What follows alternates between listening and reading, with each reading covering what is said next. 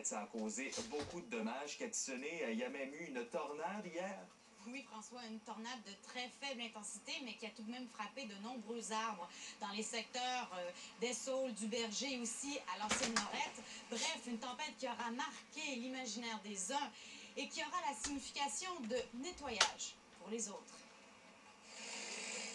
C'est la fin de ce tilleul. J'étais dans mon casier, un moment donné, il était debout. On va voir, à peu près 5 minutes après, il était tombé. Gérald Bruno, voisin, a tout vu. Que ça tourbillonnait beaucoup. Ah ouais, moi j'en ai fait un tourbillon même, moi. Une épinette, on va brasser ça de main, je sens là, j'ai jamais vu ça. C'est la première fois que je voyais ça dans ma vie. En ce mois de juillet, ne manquait plus qu'un mélange de pluie torrentielle, de grêle, de vent violent, parfois allant jusqu'à 100 km à l'heure, d'orage. On n'a pas battu de record de précipitation, ni de fréquence, ni de température. Ceci dit, c'est un mois maussade, même si on n'a pas battu de record. Puis la touche finale, une tornade. La 5e à travers la province depuis le début de l'été. La moyenne normale est de 6 au total. Il touche le sol, c'est juste que le nuage ne le monte pas. Marc Rémillard, chasseur de tornades et volontaire pour Environnement Canada, s'est précipité pour tout filmer. Une tornade dite F0, la force la plus faible, a frappé le secteur du Berger-les-Saules à l'intérieur d'un diamètre d'environ 200 mètres.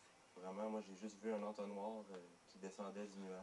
Puis il y a de la condensation qui montait du sol et qui allait rejoindre cet entonnoir-là.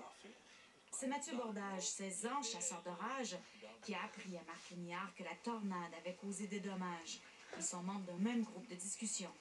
Sur le terrain, Mathieu a pris ses images, puis a fait la rencontre de Roger Dumont. Monsieur Dumont a vu un arbre tomber sous ses yeux avec la force du vent et l'aide de la foudre.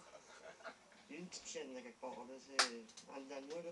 Je voulais rentrer, mais je n'étais pas capable, j'étais figé là, regardez, ça fallait que je sois là. Le pactole aura été non seulement pour les chasseurs d'images, mais aussi pour ces travailleurs formés afin de déloger les arbres malmenés par la nature, comme ce tilleul. Catissonné Radio-Canada, l'ancienne Lorette. Une Oh shit! hors de l'ordinaire aujourd'hui.